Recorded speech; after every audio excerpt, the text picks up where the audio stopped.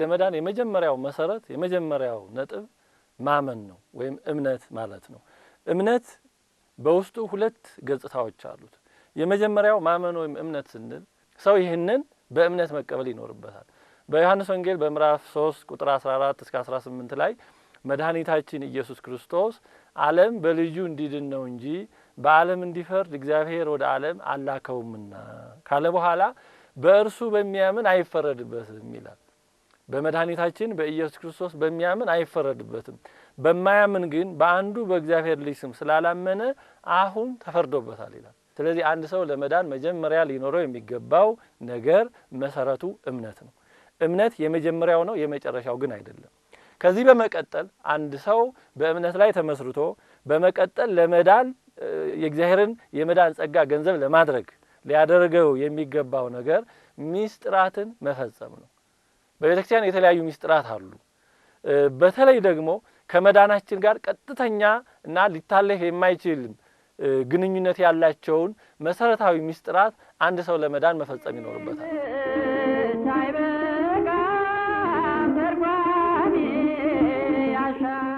ሌላው ሶስተኛው አንድ ሰው ለመዳን ማድረግ የሚኖርበት መዳንን ከተቀበለ በኋላ ያ የዳነ ሰው ይህን የተቀበለውን የመዳን ጸጋ አጽንቶ ለመጠበቅ መጽናትና መጋደል ይኖርበታል።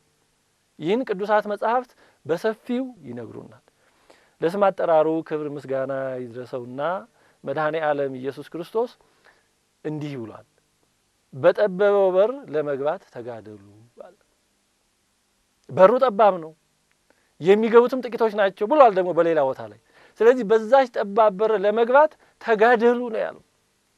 ድነናል ብላችሁ ዝም ብላችሁ እንደ ልባችሁ እንዳሻችሁ ኑሩ፣ ተሳነፉ፣ ተኙ አላለም። በጠበበው በር ለመግባት ተጋደሉ አለ። እላችኋለሁና ብዙዎች ሊገቡ ይፈልጋሉ አይችሉም። ብዙዎች ሊገቡ ይፈልጋሉ ግን አይችሉም። ለምን?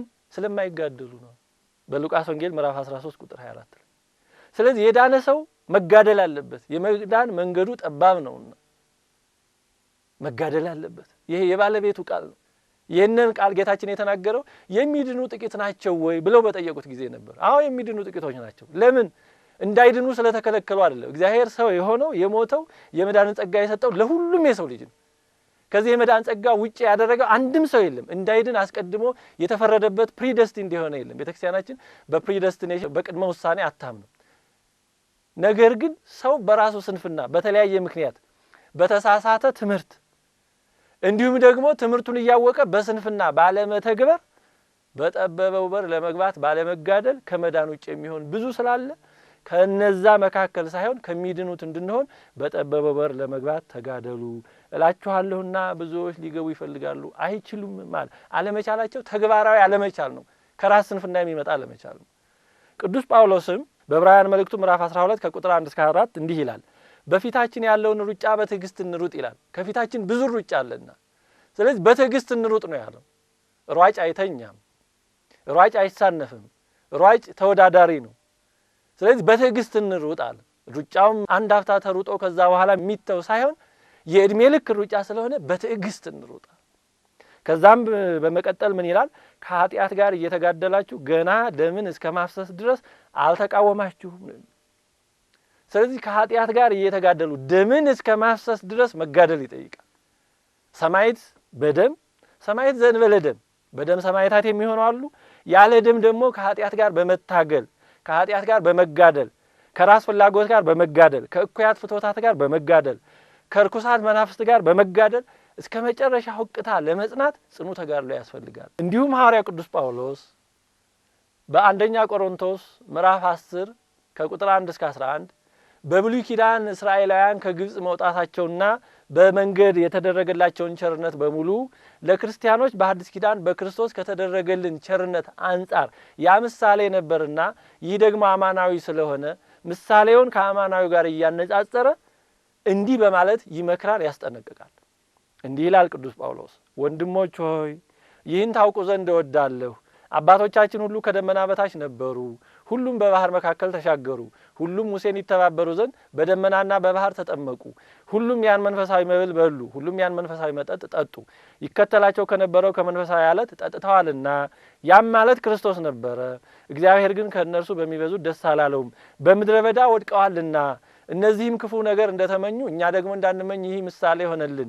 ሕዝቡም ሊበሉ ሊጠጡም ተቀመጡ፣ ሊዘፍኑም ተነሱ ተብሎ እንደተጻፈ ከእነርሱ አንዳንዶቹ እንዳደረጉት ጣዖትን የምታመልኩ አትሁኑ ተብሎ እንደተጻፈ ከእነርሱ አንዳንዶቹ እንዳደረጉት ጣዖትን የምታመልኩ አትሁኑ። ከእነርሱም አንዳንዶቹ ጌታን እንደተፈታተኑት በእባቦቹም እንደጠፉ ጌታን አንፈታተን። ከእነርሱም አንዳንዶቹ እንዳንጎራጎሩ በሚያጠፋውም እንደጠፉ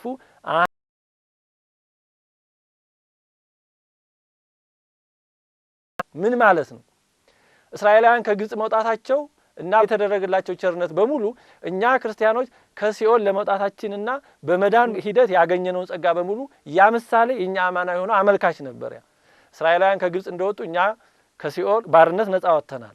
እስራኤላውያን ቀይ ባህር ተከፍሎላቸው በደመናና በባህር መካከል አልፈው ከሙሴ ጋር ለመተባበር በደመናና በባህር መካከል እንደተሻገሩ እኛም ከክርስቶስ ጋር አንድ ለመሆን ተጠምቀናል። ሙሴ የክርስቶስ ምሳሌ ነው። እስራኤላውያን በምድረ በዳ ሳሉ ከሰማይ መና ወርዶላቸው እንደተመገቡ እኛ አማናዊን መና ኢየሱስ ክርስቶስን ተመግበናል። እስራኤላውያን በምድረ በዳ ሌሎችም ቸርነቶች እንደተደረጉላቸው እኛም ብዙ አማናዊ ቸርነቶች ተደርገውልናል። ነገር ግን ነው ቅዱስ ጳውሎስ አሁን ሊያሳየን የፈለገው ነጥብ ምንድነው? እነዛ ከግብጽ ቢወጡም ባህር ተከፍሎላቸው ቢሻገሩም በደመናና በባህር መካከል ቢጠመቁም መና ወርዶላቸው ቢመገቡም ጠላት ቢጠፋላቸውም ብዙ ተአምራት ቢደረግላቸውም ኃጢአት በሰሩ ጊዜ ግን እግዚአብሔር አልማራቸውም። ጣዖት በማምለክ ምክንያት ከ3000 በላይ እስራኤላውያን በአንድ ቀን አልቀዋል። በማመንዘር ምክንያት 24000 እስራኤላውያን ተቀስፈዋል። በማንጎራጎር ምክንያት በመንገድ ላይ ተናዳፊ እባብ ብዙዎችን ነድፎ ገድሏቸዋል። በሌሎችም ኃጢአቶቻቸው ምክንያት በምድረ በዳ እየወደቁ እየሞቱ ቀርተው ከነዓን የገቡት ከግብጽ ከወጡት ብዙ ሕዝብ መካከል 2 ብቻ ናቸው። ስለዚህ ቅዱስ ጳውሎስ እነዛ ያን ሁሉ ጸጋ ቢቀበሉም እግዚአብሔር ከግብጽ ባርነት ከፈርዖን ግዛት በ9 መቅሰፍት በ10ኛ በኩረ ሞት በ11ኛ ስጥመተ ባህር ቢያወጣቸውም መና ቢያወርድላቸውም ባህር ቢከፍልላቸውም ሲያጠፉ ግን አልማራቸውም ነው። እነሱ የተቀበሉት ጸጋ ምሳሌያዊ ነው። ምሳሌያዊ የሆነውን ጸጋ ምክንያቱም መናው ለክርስቶስ ሥጋና ደም ምሳሌ ነው። ባህሩ ለጥምቀት ምሳሌ ነው። ከግብጽ መውጣታቸው ከሞት ለመውጣታችን ምሳሌ ነው። እኛ ግን እውነተኛውን ጸጋ ነው የተቀበልነው። ከእውነተኛው ሲኦል ከሞት ነው የወጣ ነው። እውነተኛውን የክርስቶስን ሥጋና ደም ነው የተቀበልነው። እውነተኛውን ጥምቀት ነው የተቀበልነው። ምሳሌያዊ ጸጋ የተቀበሉትን ባጠፉ ጊዜ ያልማራቸው ከሆነና ከቀጣቸው ነው አማናዊ የሆነውን ጸጋ ጥምቀቱን ሥጋውና ደሙን ሌላውንም ሁሉ የመዳን ጸጋ ተቀብለን እኛ እነሱ በመንገድ ላይ ሲያጠፉ ያልተማሩ ከሆነ እኛም መንገድ በሆነው በዚህ ዓለም ሕይወታችን የምናጠፋ ከሆነ እግዚአብሔርን የምናሳዝን ከሆነ በተለያየ ኃጢአት ወድቀን በንስሐ የማንመለስ ከሆነ እግዚአብሔር እነዛን እንደቀጣ እኛንም ይቀጣናል። ስለዚህ እስራኤላውያን ከግብጽ እንደወጡ ወዲያውኑ ያለምንም ፈተና ያለምንም ውጣ ውረድ ከነዓን ምድረ ርስት አልገቡም። ከነዓን ምድረ ርስት የሰማያዊት ኢየሩሳሌም የመንግስተ ሰማያት ምሳሌ ናት። በምድረ በዳ 40 ዘመን ተፈትነዋል፣ መከራ አይተዋል። ወደ ከነዓንም የገቡት 2 ብቻ ናቸው። በነዛ የደረሰ እንዳይደርስብን እኛም እንጠንቀቅ ነው የሚለው ቅዱስ ጳውሎስ። ለዚህ ነው እንደቆመ የሚመስለው እንዳይወድቅ ይጠንቀቅ ያለው። ስለዚህ አንድ ክርስቲያን ከሞት ነፃ መውጣቱ መጠመቁ ሥጋውን ደሙን መቀበሉ መጀመር ነው። በመዳን መንገድ ላይ እንዲሆን ያደርገዋል እንጂ መጨረሻ ስላልሆነ በእስራኤላውያን የደረሰ ቅጣትና ቅስፈት ወደ ተስፋይቱ ምድር አለመግባት እንዳይደርስበት ወደ መንግስተ ሰማያት ወደ ተስፋይቱ ምድር እንዲገባ ከኃጢአት ጋር መታገልና መጋደል ያስፈልገዋል ማለት ነው። ቅዱስ ጳውሎስ ይህንን በዕብራውያን መልእክቱ ምዕራፍ 4 ቁጥር 11 ላይም እንደገና በድጋሚ ያስጠነቅቃል። እንግዲህ እንደዚያ እንደ አለመታዘዝ ምሳሌ ማንም እንዳይወድቅ ወደዚህ አረፍት ለመግባት እንትጋ ይላል። እስራኤላውያን ባለመታዘዝና በማጉረምረም በልዩ ልዩ ኃጢአት በመውደቃቸው ምክንያት ወደ እረፍት ወደ ከነዓን አልገቡም ከግብጽ የወጡት። እኛም ወደሚሰጠን ሕይወት እስክንገባ ድረስ ትእዛዙን መጠበቅ መጽናት መጋደል ያስፈልገናልና እነዛ ባለመታዘዛቸው በመንገድ ወድቀው እንደቀሩ እኛም ከተሰጠን ተስፋ ውጪ እንዳንሆን መንገድ በተባለ በዚህ ዓለም ሕይወታችን ዝለን እንዳንወድቅ ወደዚህ አረፍት ለመግባት እንትጋ ይላል እንጂ ድነናልና እንሳነፍ ከኛ ምንም አይጠበቅም ሁሉም ነገር አብቅቷል ተፈጽሟል አይደለም የሚለው። ሐዋርያው ቅዱስ ጳውሎስ ለአብነት ይሆን ዘንድ እሱ በምን አይነት ሕይወት እንደኖረ በሁለተኛ ቆሮንቶስ መልእክቱ ምዕራፍ 6 ከቁጥር 5 እስከ 8 እንዲህ ይላል። በብዙ መጽናት፣ በመከራ፣ በችግር፣ በጭንቀት፣ በመገረፍ፣ በወህኒ፣ በሁከት፣ በድካም፣ እንቅልፍ በማጣት፣ በመጦም፣ በንጽህና፣ በእውቀት፣ በትዕግስት፣ በቸርነት፣ በመንፈስ ቅዱስ ግብዝነት በሌለው ፍቅር፣ በእውነት ቃል፣ በእግዚአብሔር ኃይል ለቀኝና ለግራ በሚሆን በጽድቅ የጦር ዕቃ በዚህ ሁሉ እንደተጋደለ ይገልጻል። ቅዱስ ጳውሎስ በዚህ ሁሉ መጋደል ያስፈለገው በክርስቶስ የማዳን ጸጋ ስላላመነ አይደለም። በክርስቶስ የማዳን ጸጋ ያመነ ሰው ግን ይሄ ሁሉ ተጋድሎ ከፊቱ አለ ማለት ነው። ይሄን ሁሉ ተጋድሎ እንደ አቅሙ በእግዚአብሔር ቸርነት መጋደል ይጠበቅበታል ማለት ነው። ሐዋርያው ቅዱስ ጳውሎስ ይሄን ሁሉ ጠቅልሎ በሐዋርያት ሥራ ምዕራፍ 14 ቁጥር 22 ላይ ወደ እግዚአብሔር መንግስት በብዙ መከራ እንገባ ዘንድ ያስፈልገናልና ይላል። ወደ እግዚአብሔር መንግስት አንዴ ክርስቶስ ስለኛ ሞቷልና አምነናልና ወደ እግዚአብሔር መንግስት እንደምንገባ እርግጠኞች ነን አይደለም ያለው። ያለምንም ድካም እንገባለን አይደለም ያለው። በብዙ መከራ እንገባ ዘንድ ያስፈልገናልና። ስለዚህ የሚያምን ክርስቲያን፣ በመዳን መንገድ ያለ ክርስቲያን ወደ እግዚአብሔር መንግስት ለመግባት እንደ አቅሙ ብዙ መከራ መቀበል ይጠበቅበታል ማለት ነው። እግዚአብሔር ከአቅማችን በላይ የሆነ መከራ ፈተና አያመጣብንም።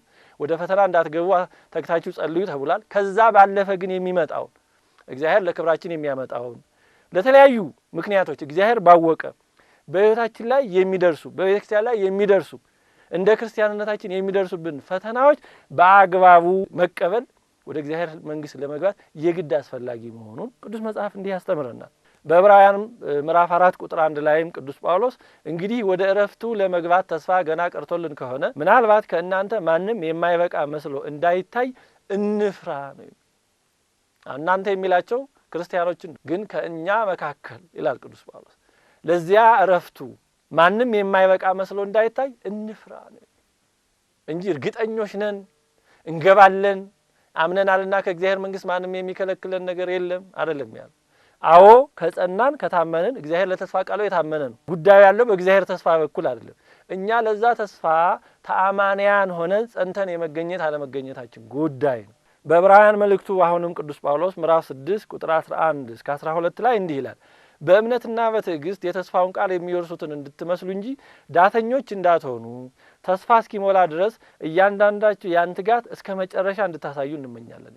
ተስፋ እስኪሞላ ድረስ የተሰጠንን ተስፋ እስክንቀበል ድረስ ማለት ነው።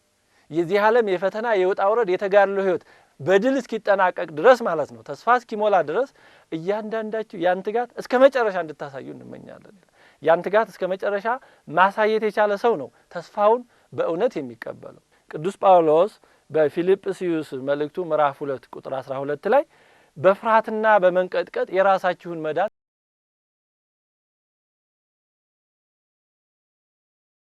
ብቻ አይበቃም፣ ምስጢራትን መፈጸም ብቻ አይበቃም። ከዛ ባለፈ ደግሞ መጽናት፣ መጋደል፣ ሰው የተሰጠውን የመዳን ጸጋ መጠበቅ አለበት ማለት ነው። ለዚህ ነው ቅዱስ ጳውሎስ የራሳችሁን መዳን ፈጽሙ የሚለው። ስለዚህ አንድ ክርስቲያን አሁን በመዳን ሂደት ምን ላይ ነው ያለው ማለት እንችላለን? አንድ ክርስቲያን መዳንን እየኖረው ነው።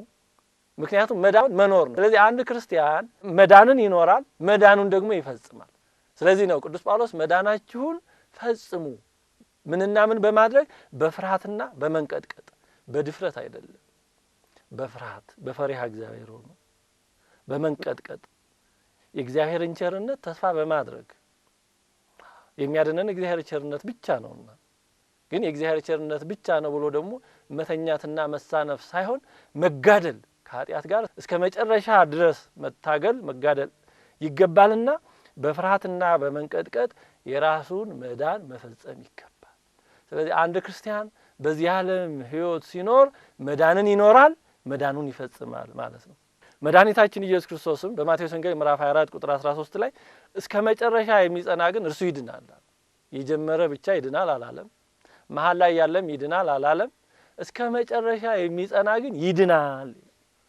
እንዲሁም በራእየ ዮሐንስ ምዕራፍ 2 ቁጥር 8 እስከ 11 መድኃኒታችን ኢየሱስ ክርስቶስ እንዲህ ይላል። በሰምርኔስም ወዳለው ወደ ቤተክርስቲያን መልአክ እንዲህ ብለህ ጻፍ፣ እስከ ሞት ድረስ የታመንህ ሁን፣ የሕይወትንም አክሊል እሰጥሃለሁ። ኩን መሀይምነ እስከ ዕለተ ሞት ወእሁበከ አክሊለ ሕይወት። የሕይወትን አክሊል የሚሰጠው እስከ ሞት ድረስ የታመነ ሆኖ ሲገኝ ነው። ሲጀምር አይደለም፣ ወይም በሂደቱ የተወሰነ መንገድ ካለፈ በኋላ አይደለም። እስከ መጨረሻ ድረስ እስከ ሞት ድረስ እስከ እስትንፋስ ዳሃሪት ድረስ የታመነ ሆኖ ሲገኝ የሕይወትን አክሊል ይሰጠዋል።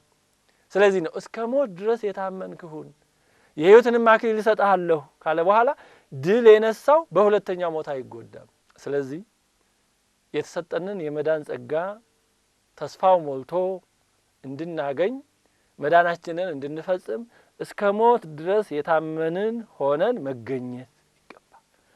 ይሄ ደግሞ ተጋድሎን ጽንዓትን ይጠይቃል። ሐዋርያው ቅዱስ ጳውሎስ በአንደኛ ቆሮንቶስ ምዕራፍ 9 ከቁጥር 24 እስከ 27 የክርስትናን ሕይወት በዚህ ዓለም ባለ በሩጫ ውድድር መስሎ ካስረዳ በኋላ በእሽቅድምድምም ስፍራ የሚሮጡት ሁሉ እንዲሮጡ ነገር ግን አንዱ ብቻ ዋጋውን እንዲቀበል አታውቁምን ይላል።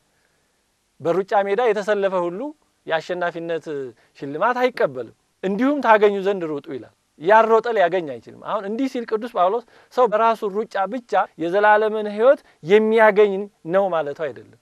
ግን የእግዚአብሔር የማዳን ቸርነት እንዳለ ሆኖ እያንዳንዱ ሰው ደግሞ ለመዳን በመንፈሳዊ ሕይወት መሮጥ አለበት ማለት ነው። ታገኙ ዘንድ ሩጡ ይላል። ያሮጠ ሊያገኝ አይችልም ማለት ነው። እንዲሁም ታገኙ ዘንድ ሩጡ ይልና የሚታገልም ሁሉ በነገር ሁሉ ሰውነቱን ይገዛል። እነዚያም የሚጠፋውን አክሊል ሊያገኙ ነው፣ እኛ ግን የማይጠፋውን።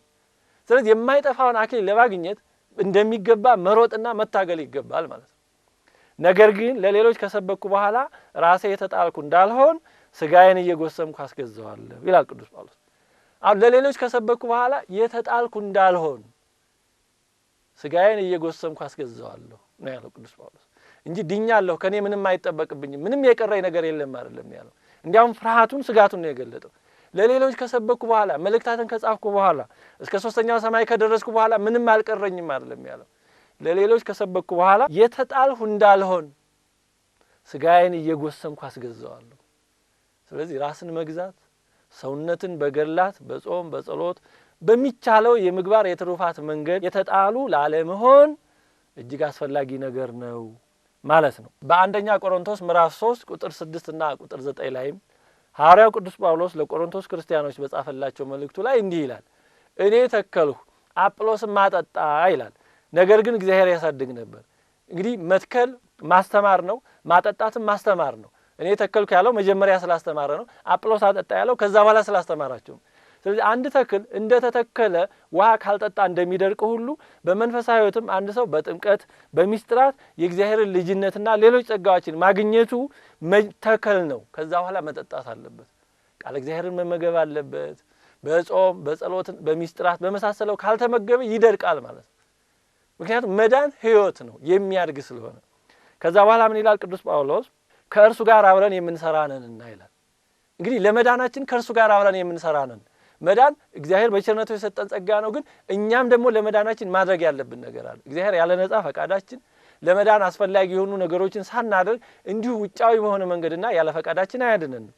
ስለዚህ አንድ ሰው ሊድን የሚችለው የእግዚአብሔር የማዳን ጸጋ የእግዚአብሔር ቸርነቱን ሊጠቀምበት በሚችለው እግዚአብሔር ባሳየው መንገድ ሲሄድ ነው። ለዚህ ነው ከእግዚአብሔር ጋር አብረን የምንሰራ ነን ያለው። ቅዱስ ጴጥሮስም በሁለተኛ መልእክቱ ምዕራፍ 1 ከቁጥር 5 እስከ 10 እንዲህ ይላል፣ ስለዚህ ወንድሞች ሆይ መጠራታችሁንና መመረጣችሁን ታጸኑ ዘንድ ከፊት ይልቅ ትጉ፣ እነዚህን ብታደርጉ ከቶ አትሰናከሉም እናለ። ስለዚህ ተመርጠዋል፣ ተጠርተዋል። ክርስቲያኖች የተጠራን የተመረጥነን፣ ግን መጠራታችንን መመረጣችንን ለማጽናት ከፊት ይልቅ መትጋት ያስፈልጋል። የተኛ የመዳንን ጸጋን ገንዘብ ሊያደርግ አይችልም። ከፊት ይልቅ ትጉ ይላል ሐዋርያው ቅዱስ ጳውሎስም በአንደኛ ጢሞቴዎስ ምዕራፍ 6 ቁጥር 11 እስከ 12 አንተ ግን ይላል ጢሞቴዎስን፣ አንተ ግን የእግዚአብሔር ሰው ሆይ መልካሙን የእምነት ገድል ተጋደል። ስለዚህ ክርስቲያን ሁሉ መዳንን ገንዘብ ለማድረግ ይህንን መልካሙን የእምነት ገድል መጋደል ይጠበቅበታል ማለት ነው። ከዛ ምን ይላል? የተጠራህለትንም በብዙ ምስክሮች ፊት በመልካም መታመን የታመንህለትን የዘላለምን ሕይወት ያዝ ይላል። የዘላለምን ሕይወት መያዝ ያስፈልጋል ማለት ነው። ምክንያቱም መዳን በባህሪያችን ያገኘ ነው አይደለም፣ እግዚአብሔር በጸጋው የሰጠ ነው። ለዚህ ነው በጸጋ ድናችኋል፣ መዳን የእግዚአብሔር የቸርነቱ ስጦታ ነው ብሎ ቅዱስ መጽሐፍ ደግሞ ደጋግሞ የሚነግረን። የእግዚአብሔር የጸጋ ስጦታ የሆነ ነገር ሁሉ ደግሞ ሊወሰድ ይችላል። የባህሪ አይደለም፣ የራሳችን አይደለም፣ ሕይወት የእግዚአብሔር ነው። ስለዚህ በጸጋ የሰጠ ነገር ሁሉ ጸጋውን የሰጠው እግዚአብሔር እንዳሳየንና እንዳስተማረን እንደ ፈቃዱ ካልኖረ ሊወሰድ ስለሚችል ያን የእግዚአብሔር የቸርነቱን ስጦታ ጸጋ የሆነውን መዳን አጽንቶ መያዝና መጠበቅ ይገባል። ስለዚህ አንድ ሰው ለመዳን ማድረግ ያለበት ነገር የተቀበለውን የመዳን ጸጋ መጠበቅ አጽንቶ ለመጠበቅ ደግሞ በተለያዩ ክርስቲያናዊ የተጋድሎ መስመሮች መጋደል ይኖርበታል ማለት ነው።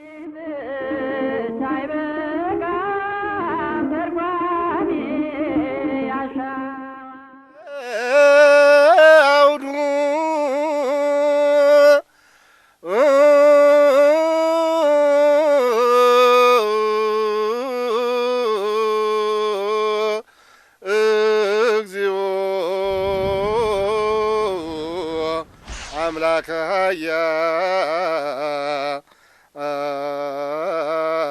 ኃያላን መኑ ከማነ